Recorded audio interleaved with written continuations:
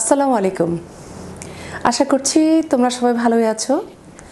আমরা একটা labour complications পড়ছিলাম, তার মধ্যে প্রিটার্ম পড়েছি, ইন্টারটেন ফিটাল ডেথ পড়েছি, তো আমাদের প্রম পড়াটা বাকি ছিল। তো আজকে আমাদের topics premature rupture of membrane. It's a very common topic. PROM আমরা সবসময় ওয়ার্ডে যখন যাচ্ছি আমরা শুনছি যে একটা পেশেন্ট এসেছে যার মেমব্রেন রাপচার হয়ে গেছে। আজকে আমাদের discussion with the prompt.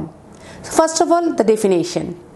You know very well that spontaneous rupture of the membrane anytime beyond 28 weeks but before the onset of the labor. তাহলে 28 weeks পার হয়ে গেছে but before the onset of the labor. That is the patient-এর কোনো labor pain এখনো start হয়নি. So this is the PROM. এবং incidence যদি আমরা দেখি তাহলে it is all about 10% of our hospital admissions. So it's a very important chapter. So এই প্রম দুরকম হতে পারে, তাই না? আমরা বলেছি মোর দেন 28 উইকস, বাট এর মাঝখানে আমাদের 40 উইকস পর্যন্ত রয়েছে, মাঝখানে একটা 37 উইকস একটা ল্যান্ডমার্ক রয়েছে, যেটাকে আমি বলেছি দ্য ম্যাচিউরিটি, যে সময়টাতে আমাদের বাচ্চা ম্যাচিউর হবে। সো দুইটা ঘটনা ঘটতে পারে। The membrane May rupture beyond 28 weeks but before 37 completed weeks, তখন তাকে আমরা বলবো প্রিটার্ম প্রম, মানে বাচ্চাটা টার্মও হয় নাই আবার প্রমও হয়ে গেছে। বাট আরেকটা ঘটনা ঘটতে পারে 37 উইকসের পরে সেটা যদি রাপচার হয়ে যায় তখন তাকে আমরা বলবো টার্ম প্রম। এই প্রমটা ইম্পর্টেন্ট এই কারণে, it is one of the important cause of the prematurity and it accounts that about 1/3 of the preterm labor is due to the PROM. তাহলে প্রম হয়ে গেছে, তারপরে তার লেবার হয়ে গেছে। এবং তোমরা জানো এটাও যে preterm it is the one of the important neonatal mortality and morbidity. কাজে এটা আমাদের কাছে খুবই গুরুত্বপূর্ণ। যতটা না মায়ের জন্য আমাদের এটা সমস্যা, তার চেয়ে অনেক বেশি সমস্যা হলো আমাদের এই বাচ্চার জন্য। তো আমি একটা কথা বলতে চাই, যেটা যে যখন আমাদের পেশেন্ট অ্যান্টিনেটাল চেক আপে আমাদের কাছে থাকে তখন এটা একটা ফ্যালাসি, যখন তার হঠাৎ করে মেমব্রেন রাপচার হয়ে যায়, আনপ্রেডিক্টেবল, কোনো কারণ নাই, পানি ভেঙে গেছে, পেশেন্ট আমাকে জিজ্ঞাসা করতেই পারে, বলতেই পারে আমি সারা বছর আপনার কাছে চেক আপে রয়েছি, তারপরে এই ঘটনাটা কেন ঘটলো। So we have to know the cause and we have to predict. আমাদের বুঝতে হবে যে আমরা কিছু বুঝি কিনা। এই যে কারণ, এটা পড়ার আগে আমি একটু মেকানিজম বলতে চাই যে পানিটা কেন ভেঙে যায়। তার মধ্যে একটা ইম্পর্টেন্ট মেকানিজম যেটা হলো over stretching of the uterus. যে কোনো কারণে আমাদের একটা ইউট্রাসটা ওভার স্ট্রেচিং হয়ে গেছে। So it causes the increasing tension within the amniotic cavity and they may cause the premature rupture of the membrane. Very important thing is the ascending infection. And another thing is that is the intrinsic factors which is responsible for the tensile strength of the amniotic membrane. কোনো একটা factor রয়েছে, যে ফ্যাক্টরটা deficit হতে পারে বা কোনো কারণ হতে পারে, যে কারণে দেখা যাচ্ছে যে তার এই মেমব্রেনের যে মানে টেনসাইল স্ট্রেংথ অথবা স্ট্রেচেবিলিটির যে ক্যাপাসিটিটা ছিল সেটা তার নেই, যে কারণে সেটা মেমব্রেন রাপচার হয়ে গেছে। এবং এটা ম্যান টু ম্যান কিন্তু ভ্যারি করতে পারে, একদম পার্সন টু পার্সন এটা ভ্যারি করতে পারে। তবে কিছু কিছু ফ্যাক্টর যেমন রয়েছে, যেমন এহলার্স-ড্যানলস সিনড্রোম, এরকম একটা সিনড্রোমকে বলা যেতে পারে যেখানে এই মেমব্রেনের স্ট্রেংথ কিন্তু কমে যায়। এই যে তিনটা স্ট্রেংথের বা তিনটা কজ আমরা বলে নিলাম মেকানিজম, এখন এটা অনুযায়ী যদি আমাকে এই প্রমের কারণগুলোকে মানে সাজিয়ে ফেলি তাহলে আমাদের জন্য একটু সহজ হবে। তাহলে প্রথমে যেটা আসলো, যে কথাটা বলতে চাই, most of the time it is unknown, একদমই আমরা জানি না, এবং হঠাৎ করে আকস্মিকভাবে এই ঘটনাটা ঘটে গেছে, পেশেন্টও অ্যাওয়ার ছিল না এবং আমরাও তাকে আগের থেকে কোনো অ্যাওয়ারনেস এই জন্য করতে পারি নাই, এটা most of the time. But তারপরেও কিছু কজের কথা যেটা বলেছি, আগে আসি আমরা ওভার স্ট্রেচিং কেন হয়েছে।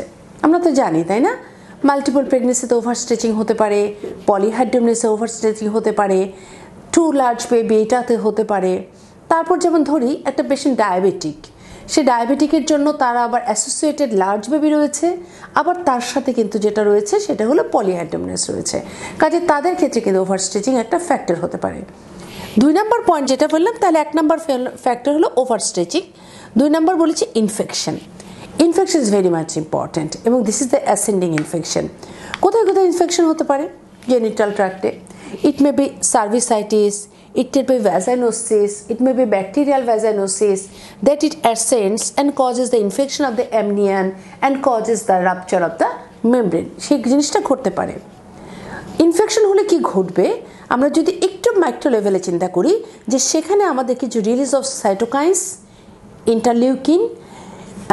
ইন্টারলিউকিন 1 বিটা, TNF আলফা এবং সাম লিউকোসাইটিক অ্যাক্টিভেটর ফ্যাক্টরস, লিউকোসাইটকে সে অ্যাক্টিভেট করছে, এই ধরনের কিছু ফ্যাক্টরস কিন্তু এখানে রিলিজ হয় ইনফেকশন হলে, আলটিমেটলি সে মেমব্রেনকে ফুটা করে দিচ্ছে। এছাড়া আমরা দেখেছি it is associated with placenta previa and abruptio placenta. Abruptio প্লাসেন্টার ক্ষেত্রে তো একই রকম, তাই না? এখানে আমাদের প্লাসেন্টাল অ্যাব্রেশন হয়ে গেছে এবং increasing the tension within the amniotic cavity and this causes the rupture of the membrane. খুব কমনলি যেটা দেখা গেছে, ফিমেল যার আগের একটা হিস্ট্রি আছে যে তার প্রম, তার দ্বিতীয়বার প্রম হওয়ার সম্ভাবনা বেশি। এছাড়া আমরা খেয়াল করে দেখেছি those are malnourished and the low socioeconomic condition, the persons who can't take care of the personal hygiene, they are more prone for the development of the premature rupture of the membrane. And also there is an association with the smoking, but fortunately in our country the smoking habit is not so common. So these are the common causes. তাহলে আমরা বলে ফেললাম যে কি কি কারণে আমাদের এটা ওভারস্ট্রেচিং হলো, কি কি কারণে ইনফেকশন হলো, কিছু ফ্যাক্টরস বলেছি, সেটা আমাদের একটু মাথায় রাখতে হবে। এখন আমি একটু আগে বলেছিলাম one patient is in the under my antenatal care. আমি কি কোনোভাবে প্রেডিক্ট করতে পারি যে তার প্রম হতে পারে? প্রথম শব্দ বলেছিলাম most of the cause it is unknown and it is a fallacy and it's a distressing condition for the physicians. Still we have some factors so that we can predict. তাহলে কি প্রিডিকশন? এই কজগুলো যা রয়েছে, যেমন একটা multiple pregnancy আমার কাছে এসেছে, আমি কিন্তু তাকে কাউন্সেলিংয়ের সময় বলে দিই যে আপনার কিন্তু মেমব্রেন রাপচার হওয়ার একটা পসিবিলিটি রয়েছে। কাজেই মাল্টিপল প্রেগনেন্সি একটা পেশেন্ট আসলে তাকে কিন্তু আমি বলি যে হ্যাঁ আপনার কিন্তু এরকম মানে সম্ভাবনা আছে বা হয়ে যেতে পারে। ঠিক একই রকমভাবে পলিহাইড্রোমনিয়াস তাকে ডায়াবেটিক পেশেন্টকে কিন্তু আমি অ্যাওয়ার করতে পারি এবং বলে দিই যে এই ধরনের ইমার্জেন্সি যদি অ্যারাইজ করে তাহলে আপনি কি চলে আসবেন। সো এক নম্বরে যেটা হলো যে yes some cause you can predict. দুই নম্বর যেটা ইম্পর্টেন্ট ফ্যাক্টর রয়েছে সেক্ষেত্রে হলো এই cervical length. It can be measured by transvaginal ultrasonography. আমরা এটা দিয়ে এটাকে মেজার করতে পারি, transvaginal ultrasonography. Cervical length, if the cervical length is less than 2.5 centimeter by TVS, then you can suspect or assume that the patient may go to the premature rupture of the membrane. এবং এই যে আমরা cervical length মাপাটা বললাম, এটা কিন্তু আমাদের অনেক মাপতে হয়, বিশেষ করে আমরা জানি আমাদের অনেক হাই রিস্ক পেশেন্ট থাকে এবং একই সাথে দেখা যাচ্ছে বিভিন্ন এআরটি তারা করে এসেছে, তাদের ক্ষেত্রে কিন্তু আমাদের এটা খুব সচেতন থাকতে হয়। 3 নম্বর একটা পয়েন্ট লিখেছি, that is the fetal fibronectin. Fibronectin, that is it is a glycoprotein এবং it is attached to the fetal membranes. So in the cervical pool or cervical secretion, if you found this fetal fibronectin, আমরা যদি পেয়ে যাই তাহলে আমরা indicate করতে পারি বা আমরা প্রেডিক্ট করতে পারি যে এই পেশেন্টে কিন্তু প্রম হতে পারে। আরেকটা কথা আমাদের প্রমের সময় মনে রাখতে হবে যে কি কি অর্গানিজম এটার জন্য রেসপন্সিবল থাকতে পারে এবং সেক্ষেত্রে আমরা খুব গুরুত্ব দিয়ে যেটাকে দেখি সেটা হলো জিবিএস বা গ্রুপ বি স্ট্রেপ্টোকক্কাস, এছাড়া ইকলাই, ক্লামাইডিয়া, ব্যাকটেরয়েডস, এদের কথা কিন্তু আমাদের মাথায় মনে রাখতে হবে, তাদের অ্যাসোসিয়েশন থাকতে পারে। আর একটু আগে বলেছিলাম there is a strong association with the bacterial vaginosis. এই কথাটা বললাম এই কারণে যে if in during the antenatal care আমার পেশেন্ট যদি থাকে vulvovaginitis, bacterial vaginitis, urinary tract infection, so these infections should be treated promptly and energetically, otherwise this patient may develop the premature rupture of the prom বা premature rupture of the membranes. এখন যেটা প্রশ্ন আসে যে how you will diagnose the patient has got the rupture of the membrane.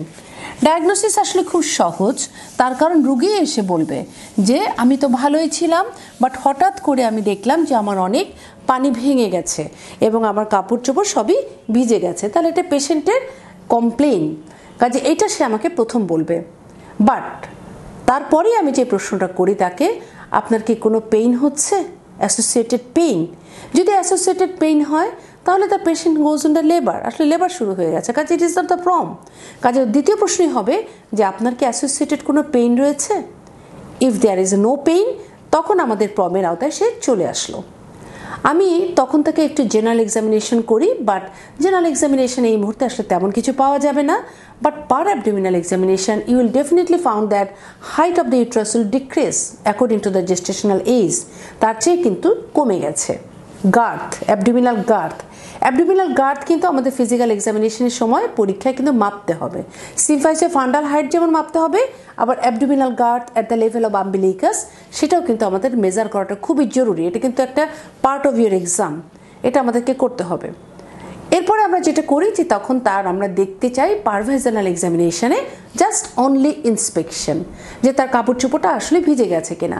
সত্যি সত্যি দেখা গেল যে তার কাপড় চোপড় ভিজে গেছে, তখন আমি তার পেশেন্টকে বলি আস্ক যে প্লিজ কাফ, একটু কাশি দেন। কাশি দিলে দেখা যাচ্ছে আর একটু বেশি পানি এসছে। সো এটা দেখলে আমাদের মোটামুটিভাবে ডায়াগনোসিস হয়ে গেল যে yes it is PROM. But সবসময় সিনারিওটা কিন্তু একরকম নাও হতে পারে। যেমন এই যে হঠাৎ সাডেন গাশ অফ ফ্লুইড, এরকম না হয়ে রোগী কমপ্লেন করছে যে তার অল্প অল্প করে পানি ভাঙছে। এখন how will you confirm yes it is PROM, তাই না?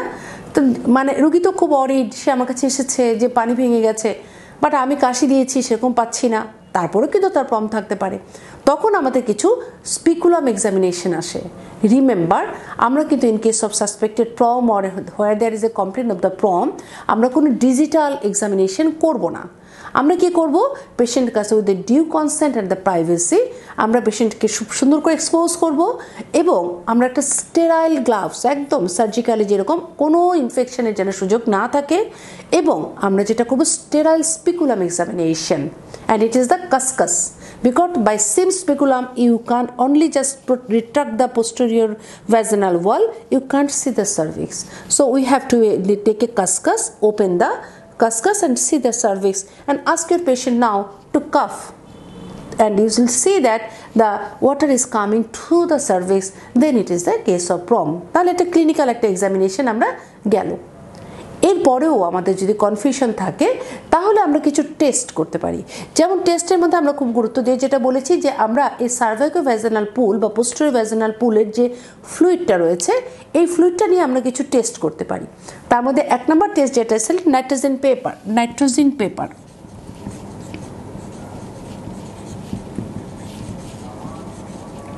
So what is the nitrogen paper? এটা হলো ডিটেকশন অফ দ্য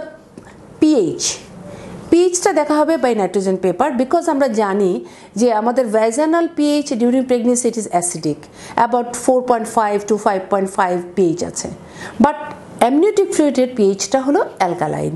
কাজেই আমি যদি পোস্টেরিয়র ভ্যাজিনাল পুলে অ্যালকালাইন পিএইচ পেয়ে যাই তখন আমাদের মনে হবে ইয়েস, এবং এটা নাইট্রোজেন পেপার আমরা যদি একটা দেখি তাহলে ইট becomes from yellow to blue, change হয়ে যাবে। জাস্ট এটা পেপার দিলাম, এটা ইয়েলো থেকে ব্লু কালার হয়ে গেল। So it is A positive test. এছাড়া আমরা যেটা করতে পারি সেটা হলো ক্যারেক্টারিস্টিক ফার্নিং প্যাটার্ন। ফার্নিং এই শব্দটা কিন্তু আমরা আরও পড়েছি। সার্ভাইকাল সিক্রেশন, যেখানে ইস্ট্রোজেন কন্টেনিং রয়েছে, মাইক্রোস্কোপের নিচে তুমি আমরা একটা স্মেয়ার করে দেখি তাহলে সেই জায়গাটাতে আমরা ক্যারেক্টারিস্টিক ফার্নিং প্যাটার্ন দেখতে পাবো, বাট অনেক সময় এটা নাও পেতে পারি। If it is admix with blood বা এরকম কিছু তাহলে নাও দেখা যেতে পারে।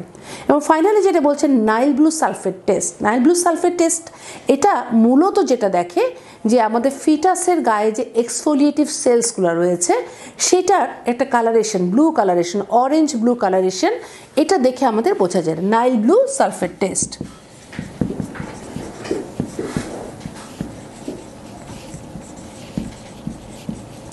তাহলে আমরা আরেকবার একটু বলি আমরা কি কি টেস্ট করলাম। আমরা প্রথমে যেটা করলাম detection of the pH by nitrogen paper. 2 নম্বর আমরা করেছি যেটা characteristic ferning pattern under microscope. এবং ফাইনালি যেটা বলেছি নাইল ব্লু সালফেট টেস্ট, এটা কি করবে, it sees the exfoliative cells from the fetal cells, এবং যেটা আমাদের অরেঞ্জ ব্লু কালারেশনটা দেখাবে। এই কয়টা জিনিস আমরা করতে পারি।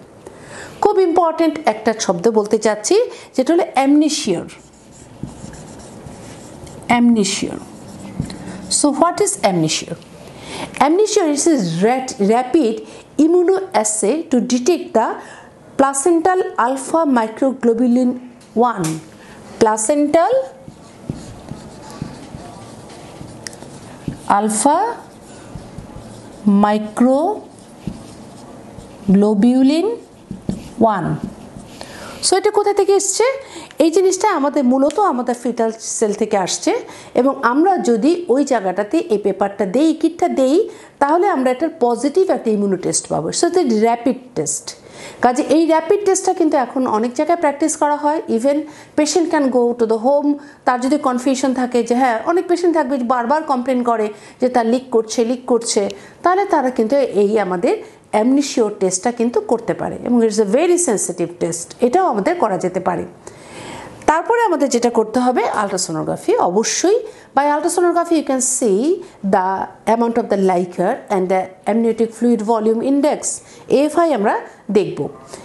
বাট রিমেম্বার, আমি বারবার যে কথাটা বলছি, আমরা কিন্তু ডিজিটাল এক্সামিনেশন করব না। এবং যেহেতু আমি স্পিকুলাম এই সময়টা দিব, কাজে আমি তো যে টেস্টগুলো যখন করছি সেই সময়টাতে কিন্তু আমাদের একটা হাই ভ্যাজেনাল সোয়াব নিয়ে রাখতে হবে, কারণ এটা নেওয়ার জন্য তো দ্বিতীয়বার স্পিকুলামে ইন্ট্রোডিউস করা যাবে না। কাজেই আমরা একটা স্যাম্পল কিন্তু সেই সময়টা রেডি করে নেব, যে আমি যখন স্পিকুলাম দেব তখন এই কাজগুলো করব, আমি দেখব, টেস্ট করব, এবং একটা হাই ভ্যাজেনাল সোয়াব করে আমি কালচার অ্যান্ড দ্য সেন্সিটিভিটির জন্য পাঠিয়ে দিব। এটা আমরা করব। তাহলে কালচার ছাড়া আর কি কি ইনভেস্টিগেশনস করার দরকার হতে পারে? Yes, of course you have to do some investigation. First line is the CBC, আমাকে করতেই হবে। বিকজ এই যে সিবিসিটা আমরা করব, এটা যদি একবার করব তা না, এটা আমরা রিপিটেডলি করব, বারবার করব, যদি আমি এক্সপেক্টেড ম্যানেজমেন্টে থাকি।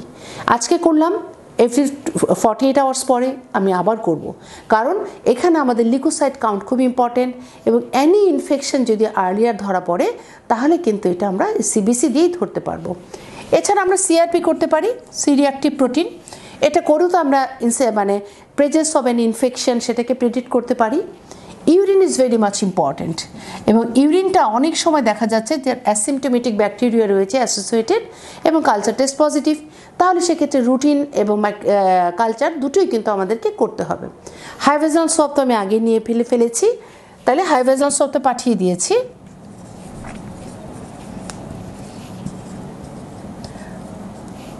হাই ভ্যাজেনাল সোয়াব।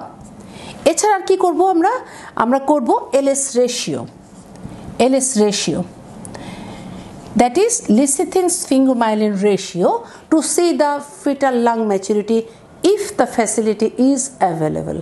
এটা সব জায়গায় কিন্তু থাকবে না, but of course you can do the ultrasonography, যেটা আমি আগেই বলে ফেলেছি। আলট্রাসোনোগ্রাফি করতে পারবো, আমি সিটিজি করতে পারবো, তারপরে আমি এনএসটি করতে পারবো, তাই না? এগুলি তো আমি করতে পারবো। তাহলে এই যে টেস্টগুলো আছে, এই টেস্টগুলো আমরা করে আমি মূলত যে জিনিসটা দেখব যে এই মুহূর্তে তার কোনো ইনফেকটিভ স্ট্যাটাস রয়েছে কিনা, এবং আমার ফিটাল কন্ডিশন কি আছে, সেই অ্যাসেসমেন্টটা আমার কিন্তু হয়ে গেল। তাহলে আমি এটা করতে পারলাম। এখন আমার প্রশ্ন, আমার পেশেন্ট আমাকে জানতে চাচ্ছে what complications may happen from this scenario, কি হতে পারে। প্রথমে আমি মায়ের কমপ্লিকেশনসের কথা বলবো আলাদা করে, ফিটাসটা আলাদা করে বলি, কেমন?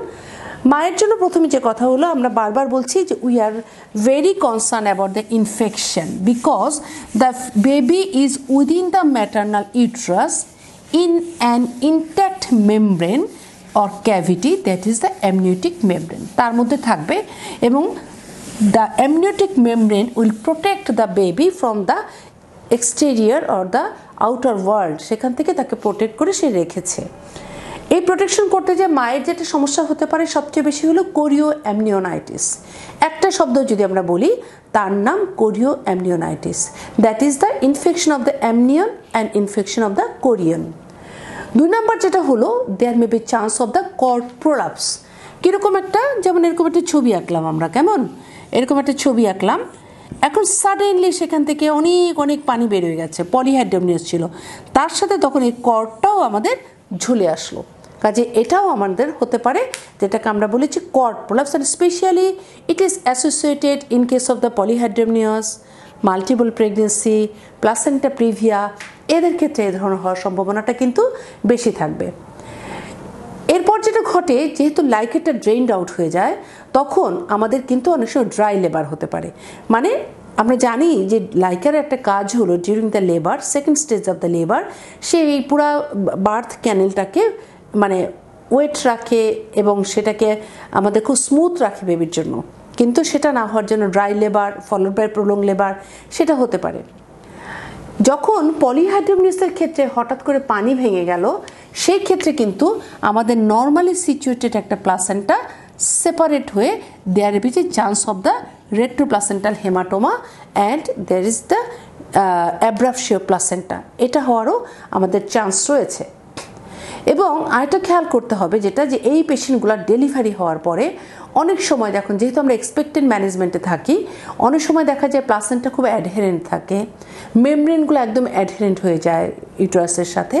আমরা যখন সেপারেট করলাম তাদের কিন্তু পরবর্তীতে দেখা যাচ্ছে retained bits of the placenta of the membrane and followed by the postmortem haemorrhage, এটা হওয়ার সম্ভাবনা রয়েছে। আর বলেছি যেটা, যদি তার ইনফেকশন সুপারভেন করে যায় তাহলে অবশ্যই the patient may develop the puerperal sepsis, যেটা আমাদের সবচেয়ে গুরুত্বপূর্ণ। দুইটা ইনফেকশন, একটা হলো chorioamnionitis and followed by the puerperal sepsis. So this are all the complications of the mother. So what may happen to the baby? Baby কি হতে পারে? প্রথমেই বলেছি তাই না, যে এটা প্রিম্যাচুরিটি করতে পারে। If it is more than rupture happens before the 37 completed weeks, so there is a chance of the prematurity, and all the complications related to the prematurity may happen there. So premature বেবির কি হতে পারে? ARDS, acute respiratory distress syndrome, অথবা দেখা যাচ্ছে this baby are more prone for the development of the sepsis, neonatal sepsis হতে পারে, necrotising এন্টারোকলাইটিস, গাটগুলা দেখা যায় হাইপোক্সিয়া হয়ে নেক্রোসিস হয়েছে, এন্টারোকলাইটিস হয়েছে, ইন্ট্রাভেন্ট্রিকুলার হেমোরেজ হতে পারে বাচ্চার। এছাড়া হতে পারে ফিটাসটা, এই ঘটনাগুলো যদি ঘটে তাহলে অবশ্যই ফিটাসটা কম্প্রোমাইজড হবে। আরেকটা ঘটনা আমাদের ঘটে, যদি আমরা এক্সপেক্টেড ম্যানেজমেন্ট অনেক দূর যাচ্ছি, লাইকার একদম কমে গেছে, সেসব ক্ষেত্রে অনেক সময় দেখা যায় একদম ফিটাল বোনসগুলো ডিফর্মিটি হয়ে গেছে। যেমন অনেক সময় দেখা যায় অনেক আগে মেমব্রেন রাপচার হয়ে গেছে, it's a very valuable pregnancy, the fetus is still alive, there is a small amount of liquor and the pregnancy is continuing, so you have to also continue the pregnancy.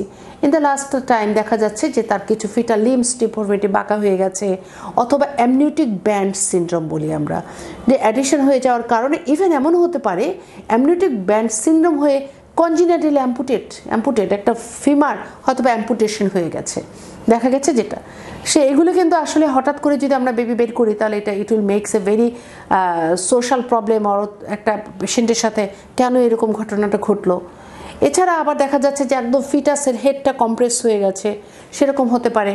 এছাড়া বাচ্চার pulmonary হাইপোপ্লেসিয়া develop করতে পারে, এবং finally কিছু neurological ডেফিসিটও হতে পারে, and this patients are very chance for the suffering from the cerebral palsy. অনেকগুলো শব্দ বলেছি বাচ্চার জন্য, তাই না?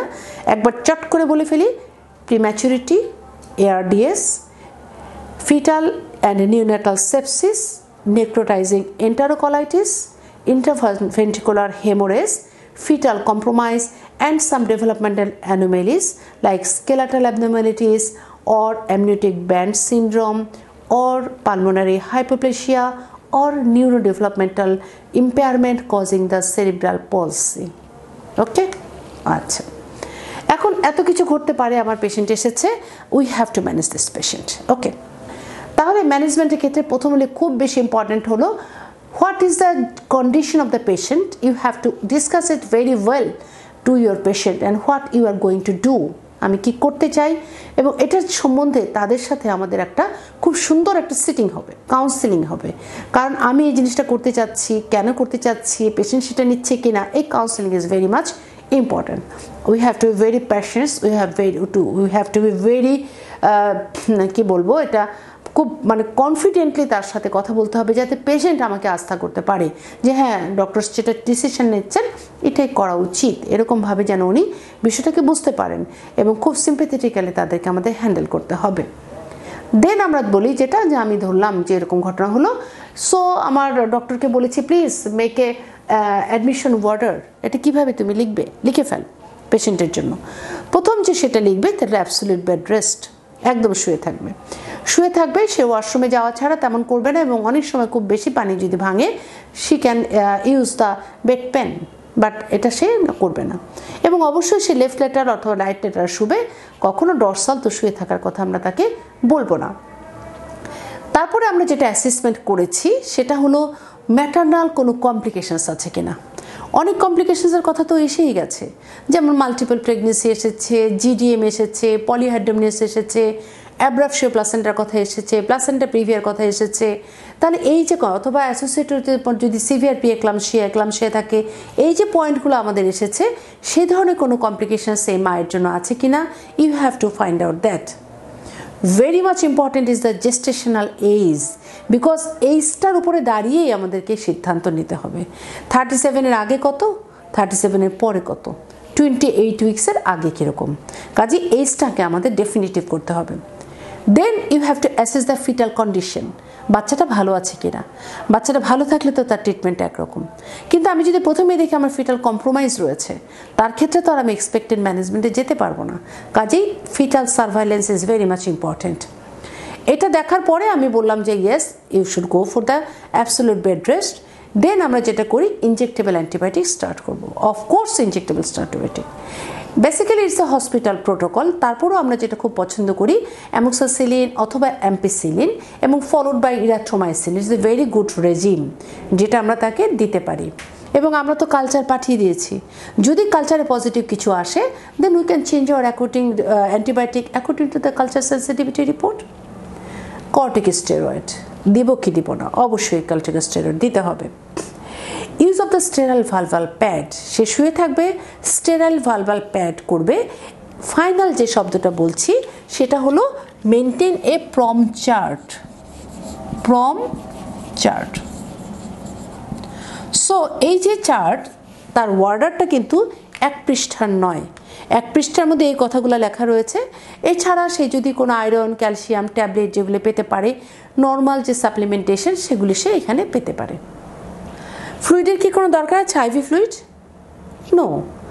কারণ মনে হচ্ছে পানি ভেঙে গেছে, আমি বোধহয় পানি দিলেই পারবে, কেন? আমি তো রোগী তো ওরালি মুখে খেতে পারে, স্যালাইন লাগানোর কোনো একটা দরকার কিন্তু এখানে নেই।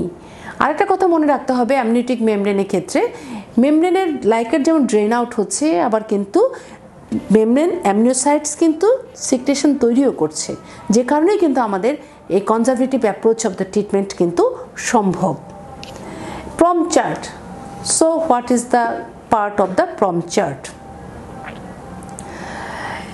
ফার্স্ট অফ অল যেটা করতে হবে, আমার ডক্টর যিনি অ্যাসাইন রয়েছেন উনি প্রথমে যেটা করেন সেটা হলো হিস্ট্রি নেন, পেশেন্টের একটা হিস্ট্রি। চার্টের মধ্যে প্রথমেই যেটা আছে হিস্ট্রি, মানে কি প্রতিদিনই তার কাছে গিয়ে বলেন আপনি আজকে কেমন আছেন, আপনার আজকে পানি ভাঙার পরিমাণ কেমন, আপনি কয়টা প্যাড চেঞ্জ করেছেন, প্যাডের কালার কেমন ছিল। এছাড়া উনি জিজ্ঞাসা করেন আপনার কি কোনো জ্বর আছে, জিজ্ঞাসা করেন পেটে কোনো ব্যথা অনুভব করছেন, ফাইনালি যেটা জিজ্ঞেস করেন আপনার বাচ্চা কেমন মুভ করছেন। তাই না, অনেকগুলো কথা বলেছি। এই কটা প্রশ্ন উনি কিন্তু প্রথমে জিজ্ঞাসা করেন। জিজ্ঞাসা করার পরে উনি চলে যান এক্সামিনেশন, জেনারেল এক্সামিনেশন। জেনারেল এক্সামিনেশনের মধ্যে উনি মূলত যেটা দেখেন তার টেম্পারেচার কেমন আছে। অবশ্যই সেটা থার্মোমিটারে দেখতে হবে, হাত দিয়ে দেখলে হবে না। এবং দেখতে হবে বিকজ এখানে অল্প একটু temperature variation is very important, যে গতকাল তার কত ছিল, আজকে তার টেম্পারেচার কত রয়েছে। এবং উনি দেখেন ম্যাটারনাল পালস কত, কারণ আমরা জানি any infection or fever pulse কিন্তু বেড়ে যাবে। কাজেই পালসটা যদি বেড়ে যায় এটা আমাদের খুব খুব খুব গুরুত্বপূর্ণ। আমরা পালস এবং টেম্পারেচার এই দুটো মায়ের দেখব। এরপর যেটা হলো আমরা পার অ্যাবডোমেনে চলে যাব। পার অ্যাবডোমিনাল উনি দেখবেন যেটা হাইট অফ ইউট্রাসটা কতটুকু রয়েছে। মনে হচ্ছে গতকালকে চেয়েও হাইটটা বোধহয় আরও কমে গেছে, গাঢ় তো মনে হয় আরও কমে গেল, মানে আরও তার ড্রেন আউট হয়ে যাচ্ছে। এবং খুব দেখেন উনি সুপারফিশিয়াল পালপেশন করে is there any tenderness. And finally, she or he checked the fetal heart rate. And fetal tachycardia is a very early evidence or suspicious the patient is developing the chorioamnionitis. বাচ্চার heart rate কত আছে, heart rate tachycardia হচ্ছে, মায়ের tachycardia বাচ্চার tachycardia দুটোই আমাদের জন্য খুবই গুরুত্বপূর্ণ। এরপরে কোথায় যান উনি? উনি পারভাইজানাল এক্সামিনেশনে যান, অনলি ইন্সপেকশন। উনি চেক করেন যে এই স্যানিটারি প্যাডটা উনি কতক্ষণ ধরে পরেছেন। অফকোর্স এটা 4 থেকে 6 ঘন্টার বেশি উনি ইউজ করবেন না, কারণ এটাও বেবি সোর্স অফ ইনফেকশন, কাজে তাকে ফ্রিকুয়েন্টলি স্টেরাইল ভালভাল প্যাডটাকে চেঞ্জ করতে হবে। এবং আমি দেখতে চাই গত 6 ঘন্টার মধ্যে তার এটা কতটুকু ভিজেছে। বাই দিস ওয়েট অর ভেজার পরিমাণ দেখে I can assess the amount of the liquor drainage. তাছাড়া ওই স্যানিটারি প্যাডে আরও দুটো জিনিস তথ্য দেখা যাবে। একটা জিনিস দেখবেন যে সেটার কোনো কালার, লাইকারের কালারটা কোনো স্টেইনড হয়ে গেছে কিনা। যেমন আমি দেখেছি গতকালকে রাতের ফলো আপের সময় যেটা ক্লিয়ার ছিল, বাট আজকে সকালে আমি দেখছি it is greenish colour, that is the fetus has already pass the meconium. কাজে এটা কিন্তু ডিস্ট্রেস অলরেডি হয়ে গেছে, কাজে লাইকারের কালারটা কিন্তু আমি দেখে নেব। এবং অনেক সময় আমরা দেখতে পাই it admixed with blood, that is the patient is going to the labour, সেরকমও হতে পারে। Or is there any signs of abruption of the placenta, এটা দেখে উনি এটাকে বুঝেন। এছাড়া উনি আরেকটা জিনিস দেখেন, that is the foul smelling. এই যে তার স্যানিটারি প্যাডটা, এটা অ্যাবনর্মাল কোনো ফাউল স্মেলিং আছে কিনা, which is suggestive of the development of the chorioamnionitis. And finally PROM চার্টের মধ্যে যেটা আসে ইনভেস্টিগেশনসের মধ্যে সিবিসি, সিআরপি এবং আমাদের বায়োফিজিক্যাল প্রোফাইল, এবং এটা আমরা প্রতি 48 ঘন্টা পর পর তাকে কিন্তু করতে থাকবো। So this is all about the PROM chart. এবং আমাদের দুটো পেপার থাকবে, একটা হলো order on admission and the fresh order, another is the PROM chart, everyday chart. এখন কথা হলো যে অবস্টেট্রিক ম্যানেজমেন্টটা আমাদের কেমন হবে। Obstetric management, it depends upon the gestational age and the fetal condition. If it is more than 28 weeks but less than 34 weeks, then আমরা কি করব? 28 এর চেয়ে বেশি but less than 34, এই রকম ক্ষেত্রে আমরা যেটা করব সেটা হলো একদমই এক্সপেক্টেড ম্যানেজমেন্ট। আমরা ওয়েট করব, যে ম্যানেজমেন্টগুলো দিয়েছি, অ্যান্টিবায়োটিক দেব, কর্টিকোস্টেরয়েড দেব, অবজার্ভ করব। বাট আমি বলেছি কখনো কখনো এরকম ঘটে পারে যে the PROM may happen before 28 weeks, 28 উইক্সের আগে ঘটে গেছে রাপচার। সেক্ষেত্রে কিন্তু আমাদেরকে ওয়েট অ্যান্ড সি করা ছাড়া আর তেমন কোনো পথ নেই, কারণ 28 উইক্স, অথবা আমরা যদি বলি এটা অবলিক করে 24ও বলা যেতে পারে, তাই না? এটা আমাদের ডেভেলপড কান্ট্রিতে এটা কাট অফ পয়েন্ট এসছে 24 উইক্স। এর আগে যদি আসে তাহলে আমাদের আসলে তেমন কিছু করার নাই, wait and see expected management. But এই যে আমরা 28 to 34 উইক্স হলো, it is the age of viability, but increase the complications of the neonatal. So these patients should be treated. At the same time, this patient should be referred to the higher center where the neonatal facility is available. এটা হলো গুরুত্বপূর্ণ, কিন্তু একে refer করে খুব একটা আসলে লাভ নেই। আমরা বরং এখানে ওয়েট অ্যান্ড সি করতে পারি, তারপরে আমরা পরবর্তীতে যখন প্রয়োজন হবে বা আমি যদি এই পর্যন্ত যেতে পারি, then I can refer this patient. If the it is more than 34 but up to 37, so this is the preterm, but still এখানে আমাদের বাচ্চার আউটকাম ভালো হওয়ার খুবই সম্ভাবনা রয়েছে। তাহলে এক্ষেত্রে আমরা কি করব? আমরা এক্সপেক্টেড ম্যানেজমেন্টে যাব। এবং ফাইনালি যেটা আসলো মোর দেন 37, so it is term baby, so আমাদের এটা নিয়ে দুশ্চিন্তা করার খুব একটা কারণ নেই। এই যে আমরা বললাম জেস্টেশনাল উইক্স অনুযায়ী, এইটা আমাদেরকে একটু মনে রাখতে হবে। This part is very critical, this part, because এই জায়গাটাতে আমরা নিউনেটাল ম্যানেজমেন্ট যদি খুব ভালো করে দিতে পারি তাহলে আমাদের নিউনেটাল আউটকাম, পেরিনেটাল আউটকাম কিন্তু অনেক ভালো হতে পারে। কাজে সেই জায়গাটা আমাদের মূল টার্গেটেড এরিয়া। এইটাতে আমাদের আসলে এক্সপেকটেশন কম, আমরা ওয়েট করছি বাট আমরা খুব বেশি ভালো আশা করতে পারছি না। এখানে আমাদের অত দুশ্চিন্তা করেছ নাই, আর এখানে তো আমি অবশ্যই অনেকটাই টেনশন ফ্রি। তাহলে আমরা কি করব? আমরা আসলে যেখানে কনজারভেটিভ যে ম্যানেজমেন্টটা বলেছি সেটা ওয়েট করব, কারণ আমরা দেখেছি যে 34 to 40 উইক্সের মধ্যে, মানে এইখান থেকে এই পর্যন্ত যে রোগীটার মেমব্রেন রাপচার হয়ে গেছে তাদের মধ্যে 80 to 90% of the patient goes to the labour within the 48 hours বা উইদিন দ্য 24 to 48 আওয়ার্স। কাজে রোগীকে ওয়েট করার জন্য ফ্রম মেমব্রেন রাপচার হয়ে গেছে, লাইকোরের ভলিউম কমে গেছে, it's not an indication of the emergency caesarean section, because baby যদি ওয়েলবিং ভালো থাকে তাহলে সে রেস্টে থাকবে, লাইকোর ভাঙছে, লাইকোর আবার কিছু তৈরি হবে এবং there is a chance of 80 to 90% chance of the patient may go to the spontaneous labour within the 24 to 48 hours. আমরা সেখানে অপেক্ষা করব, এটা একটা আমাদের ভালো। এই যে অপেক্ষা করব, এই অপেক্ষা করার মধ্যে আমি কিছু গুরুত্বপূর্ণ বিষয় নিয়ে আলোচনা করতে চাই। আমরা কি দিব আর কি দিব না, এবং এই যে দেওয়া এবং না দেওয়া নিয়ে অনেক সময় আমাদের কন্ট্রোভার্সি আছে, but there should be evidence based practice, যেটা করা উচিত সেটাই আমরা করব। প্রথম যে শব্দটা আসছে সেটা হলো অ্যান্টিবায়োটিক। আমরা কি অ্যান্টিবায়োটিক দিব? অবশ্যই দিব, এটা আমরা বলেছি আগেই। অ্যান্টিবায়োটিক দিব এবং সেটা অবশ্যই ইনজেক্টেবল ফর্মে দিব। এবং if the pregnancy is continuing more than 3 days or if the culture report is coming, then we can convert it to the oral. 2 নম্বর যেটা হলো কর্টিকোস্টেরয়েড। এটা কি আমরা দিব? অবশ্যই দিব। কর্টিকোস্টেরয়েড যদি আমরা if it is 28 to 34 weeks, তাহলে আমরা অবশ্যই কর্টিকোস্টেরয়েড দেব। একটা প্রশ্ন আসতে পারে যে corticosteroid it is a immunosuppressive, এ কি ইনফেকশনকে ফ্লেয়ার আপ করবে? নো, করবে না, আমাদের এটাই দিতে হবে। 2 নম্বর হলো টোকোলাইটিক্স। আমরা কি তাকে ব্যথা কমার জন্য কোনো টোকোলাইটিক দেব? সো টোকোলাইটিক কি জিনিস? To reduce the contraction of the uterine. Basically টোকোলাইটিক্সের কোনো ভূমিকা নেই, দিয়ে খুব একটা লাভ নেই। বরং যেটা সে করতে পারে, এই টোকোলাইটিক ইট may causes prolongation of latent phase of labor। কাজে এটা দেওয়ার কোনো প্রয়োজন নেই, আমরা টোকোলাইটিক দেব না। রুটিন প্র্যাকটিসে আমাদের টোকোলাইটিক নেই। এবং এই যে প্রলঙ্গেশনটা করবে, এই প্রলঙ্গেশনের কারণে there is a increase chance of the chorioamnionitis, ইনফেকশনের সম্ভাবনাও সেখান থেকে বাড়তে পারে। প্রোজেস্টেরন, তাই না, আসলো আর সঙ্গে সঙ্গে আমি প্রোজেস্টেরন ইঞ্জেকশন দিলাম, এটার কি কোনো ভূমিকা আছে? প্রোজেস্টেরন কি দেওয়ার কোনো দরকার আছে? এগেইন নো, প্রোজেস্টেরন আমরা দিব না। এবং এমনকি বলা হয়েছে যে আমরা প্রোজেস্টেরনের এখানে কোনো রোল নেই, যেটা ঘটবে। এমন অনেক সময় হয় যে আমরা ভ্যাজানাল প্রোজেস্টেরন ইউজ করছি, সেই সব ক্ষেত্রে ভ্যাজানাল প্রোজেস্টেরন ইউজ করাটা it may be dangerous because it may be flare of the infection. কাজে আমরা প্রোজেস্টেরন দিব না।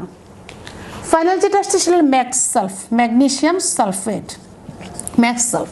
আমরা কি ম্যাক্সালফ দিব? Yes, magsulf it is a neuroprotector for the baby. এবং যদি প্রিটার্ম বাচ্চা এই 28 to 34 উইকস পর্যন্ত হয়, তাহলে আমরা কিন্তু তাকে আমরা একটা ম্যাক্সালফ দিব। এবং এই ম্যাক্সালফটা দিলে it may causes reduces the risk of the cerebral palsy and the motor dysfunction of the neonate, তার এটা কমাতে পারে। কি ডোজে দেব, এটা একটা প্রশ্ন আছে। ডোজটা খুব সহজ। ডোজের মধ্যে প্রথমে হলো আমরা 4 গ্রাম। 4 গ্রাম মানে আমাদের একটা বোতলে আছে, তাই না, একটা বোতলে আছে 4 গ্রাম বা 100 ml। এটা আমরা আইভি দিয়ে দেবো উইদিন 15 to 20 মিনিটস, আমি এটা একটা দিয়ে দিব। তারপর যেটা করব 1 গ্রাম এটা আমরা আইভি 1 গ্রাম আইভি দিব আওয়ারলি, প্রতি ঘন্টা একটা, মানে 4 ঘন্টার মধ্যে একটা করে যাবে। তাহলে এইভাবে আমরা এটাকে দিতে পারি। ওকে, দিস ইজ দ্য ম্যাক্সালফ। কাজে ম্যাক্সালফ আমরা কি করব, আমরা দিব। অ্যামনিও ইনফিউশন, প্রচুর পেশেন্ট আমাকে বলে যেটা যে পানি ভেঙে গেছে, পানি কি দেওয়া যায় না? হ্যাঁ, দেওয়া যায় যদি ফ্যাসিলিটিস আছে, বাট আমাদের দেশে এখনও আমরা অ্যামনিও ইনফিউশনে অতটা কম্পিটেন্স নেই। আরেকটা টিস্যু কথা আমাদের পেশেন্টরা খুব বলে যেটা যে আচ্ছা, যে পানি ভেঙে গেছে এটাকে একটু জুড়ে দেওয়া যায় না?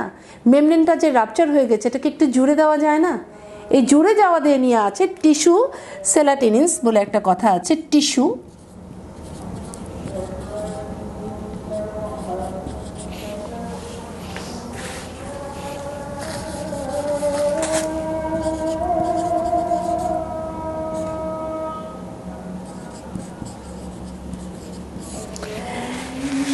টিস্যু সেলাটেন্স টিস্যু সেলাটেন্স মানে ওটাকে ওই সিমেন্ট প্রোডাক্টের মতো করে বন্ধ করে দেওয়া, বাট এটা একটু কন্ট্রোভার্সিয়াল, এটা সুযোগ থাকলে দিব।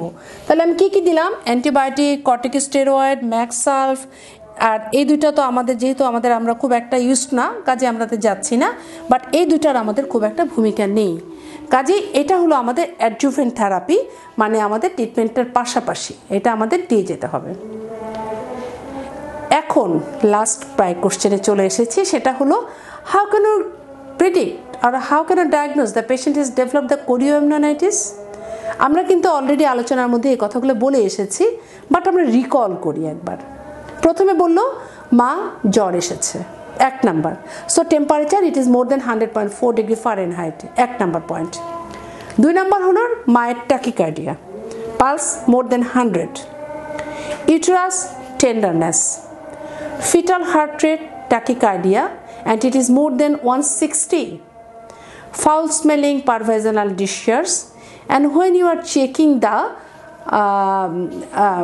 sanitary pad it is also foul smelling, and lab test er moddhe leukocytosis and the total count is more than 15,000 per cubic millimeter. আমরা জানি যে টোটাল কাউন্ট প্রেগনেন্সিতে এমনি একটু বাড়ে, তবে সেটা কাট অফ মার্জিন রয়েছে। If it is more than 15,000 you should suspect some source of infection in the body, এটা চিন্তা করতে হবে। বাট 15,000 আমরা তো নর্মাল জানি যে 4,000 to 11,000, বাট 15,000 এর উপরে চলে গেলে you to suspect the infection. CRP, yes, it is positive and it is more than 2.7 milligram per DL. It is suspicion of the infection. And the vaginal swab, you have got the report in your hand and it is a positive cultures. So all these are in favor of your chorioamnionitis. So what will you do now? The patient has already developed chorioamnionitis. Nothing. কি করব? We have to deliver the baby. No way to continue the pregnancy, whatever may be the gestational age. At the same time, you have to be very careful about the neonatal resuscitation, neonatal management, prevention of the neonatal sepsis, at the same time sepsis of the mother. মায়ের যে complications, মূল complications কি? এই যে আমাদের কোরিওঅ্যামনিওনাইটিস develop করে গেল, মায়ের পরবর্তী পিউপিডিয়াল সেপসিস হওয়ার সম্ভাবনা খুব বেশি থাকবে, এবং কিছু কিছু patient may develop to the disseminated intervascular coagulation. So I think all this about the PROM. And আমরা যদি একটু শুরু থেকে একটু খেয়াল করে দেখি যে কয়টা প্রশ্ন আমাদের এক্সাম বা কেস হিসাবে আমাদের আসতে পারে, সেই কয়টা প্রশ্ন ধরে ধরে আমি একটু আলোচনা করার চেষ্টা করছি। আশা করছি যে আমাদের এটা ক্লিয়ার হয়ে যাবে এবং আমাদের কনসেপ্টটা ভালো হবে এবং আমরা এক্সামে এটা ভালো করে বলতে পারবো। তাহলে সবার জন্য বেস্ট উইশেস, ভালো থাকবে সবাই, আল্লাহ হাফেজ।